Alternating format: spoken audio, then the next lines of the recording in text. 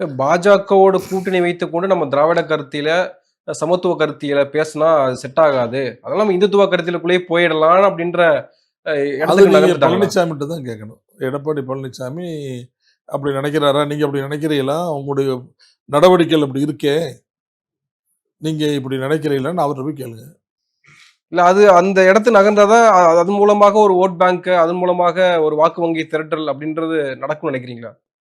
நடக்கவே நடக்காது தமிழ்நாட்டுல.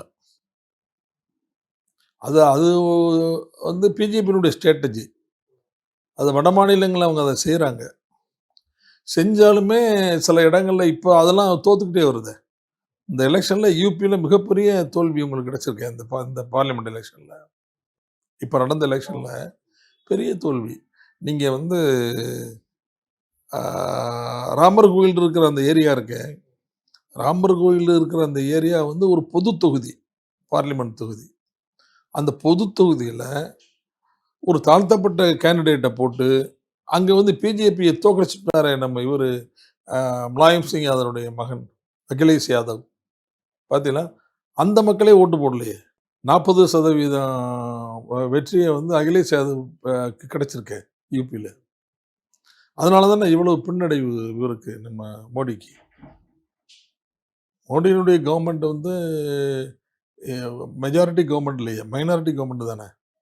மெஜாரிட்டிக்கு 272 வேணும். அவர் 240 தானே பிடிச்சிருக்காரு. ஆனா அமித்ஷா ரொம்ப ஆணித்தரமா சொல்றாரு. 2026ல என்டிஏ கூட்டணி ஆட்சி அமைய போதுன்னு ரொம்ப தெளிவா சொல்றாரு. அவர் இருக்கிற நம்மளெல்லாம் வந்து தெளிவு இல்லாதவன்னு நினைச்சுக்கிட்டாரு அவ்வளோதான். இல்ல அதுக்கான கள சூழலே இங்க இல்ல அப்படின்னு நம்ம ஒட்டுமொத்தமா சொல்லிட முடியுமா? நிச்சயமா இல்ல. கண்டிப்பா வந்து அந்த மாரி ஒரு சூழ்நிலை தமிழ்நாட்டுல வரவே வராது. அதற்கான வாய்ப்பும் இல்ல. இன்னொரு பக்கம் வந்து எடப்பாடி அ லாஸ்ட் ஸ்டேஜ்ல கூட ஒரு முடிவு எடுப்பாரு. விஜய் கூட போவாரு. அது ஒரு அரசியல் அப்படி எடுத்தா எப்படி மக்கள் நம்பிக்கைய பெற முடியும்? மக்கள் நம்பிக்கைய பெற முடியாத யாரும் வெற்றி பெற முடியாது. நீங்க நேத்து ஒரு கூட்டணி, இன்னைக்கு ஒரு கூட்டணி, நாளைக்கு ஒரு கூட்டணி. இவர் என்ன முடிவெடுப்பாருன்னே தெரியல அப்படிங்கிற மாரி இருந்தா, மக்களுடைய நம்பிக்கைய எப்படி பெற முடியும்னு கேட்கிறேன். மக்கள் நம்பிக்கை பெற்றவர் தான் வெற்றி பெற முடியும். மக்கள் எப்படி ஓட்டு போடுறாங்க? இங்க தமிழ்நாட்டு மக்கள் எப்படி ஓட்டு போடுறாங்க சொல்லுங்க? அவர்கள் வந்து எந்த தலைவனை விரும்புகிறார்களோ, அந்த தலைவருக்கு ஓட்டு போடுறாங்க. அந்த தலைவர் சார்ந்த கட்சிக்கு ஓட்டு போடுறாங்க.